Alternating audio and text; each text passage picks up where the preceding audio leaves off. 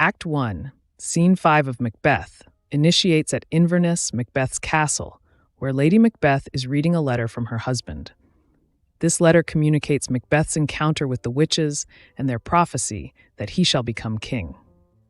Recognizing the monumental implication of the witches' prophecy, Lady Macbeth is ignited with ambition and resolves to expedite Macbeth's ascension to the throne, even if it requires committing regicide. Her reaction upon hearing of King Duncan's imminent visit cements her deadly determination. The letter not only brings the witch's prophecy back into focus, but it also reveals Macbeth's reverence for his wife, addressing her as his dearest partner of greatness.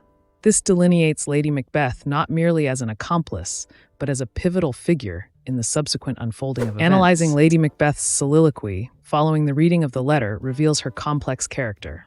She fears Macbeth's nature is too full of the milk of human kindness, too virtuous to seize the crown through murder. Her determination to pour my spirits in thine ear signifies her resolve to manipulate Macbeth into overcoming his reservations against the act of killing Duncan. Lady Macbeth's invocation to the spirits is intensively graphic and symbolizes a renunciation of her femininity and an embrace of ruthlessness. Requesting to be filled with cruelty, she wishes for a dark cover for her deeds, resonating Macbeth's own desire for darkness to conceal his bloody aspirations. Upon Macbeth's arrival, the interaction between him and Lady Macbeth profoundly displays their relation and ambition. Lady Macbeth greets him with words echoing the witches, and their conversation swiftly moves toward the dark plans ahead. The dialogue showcases a rapid exchange filled with intense determination, underscoring Lady Macbeth's dominant and convincing position.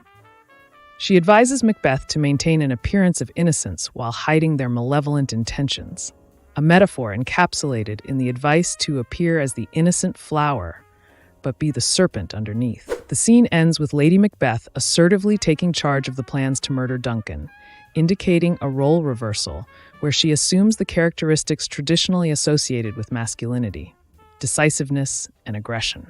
This act sets the stage for the central action of the play, highlighting the ambition, manipulation, and moral decline that characterize Macbeth and Lady Macbeth's relationship and the tragic events that follow.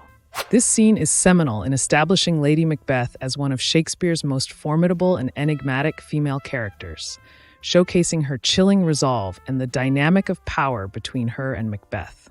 Through intense and vivid imagery, Shakespeare presents themes of ambition, fate, manipulation, and the inversion of natural order, all of which propel the narrative towards its tragic conclusion.